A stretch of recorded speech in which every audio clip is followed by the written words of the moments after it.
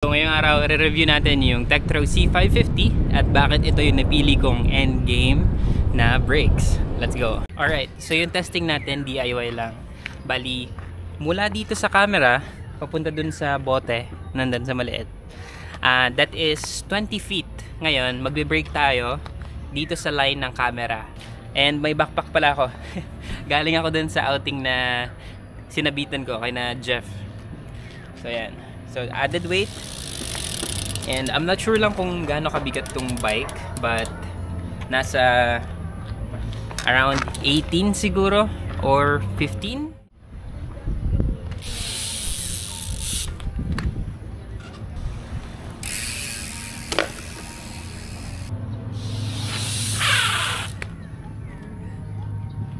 So that is 20.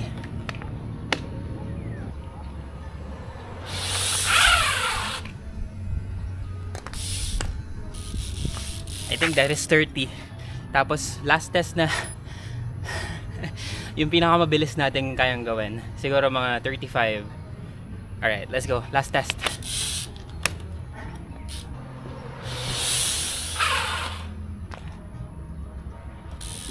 Umabot yata ng 35.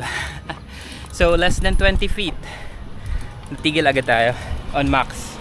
Pulutin lang natin yung bote.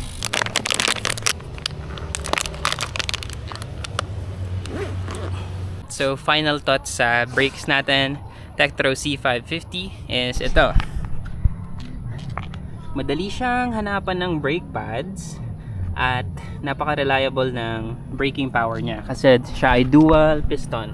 Both ng brake pads is pumipiga. Ganito. So pagpiga niya, both brake pads yung umiipit dun sa rotors. Kaya solid, para kang naka-hydraulic brakes dahil dun sa Jaguar na cable din. So yung piga niya is malambot. Ito, konting piga ko lang, gumagalaw na agad yung caliper. Though sa likod na caliper, medyo hindi siya smooth as sa front kasi marami siyang dinadaan ng path.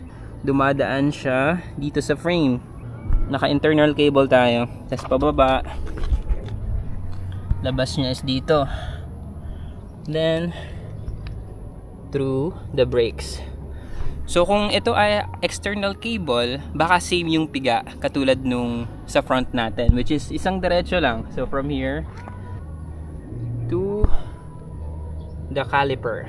So yun, ganda ng piga nito. Kung naghahanap ka naman ng okay na bike lights, i-check mo tong video about CBL 1600. Yan yung sa motor na high beam. Ito yung high beam ng oh. Grabe.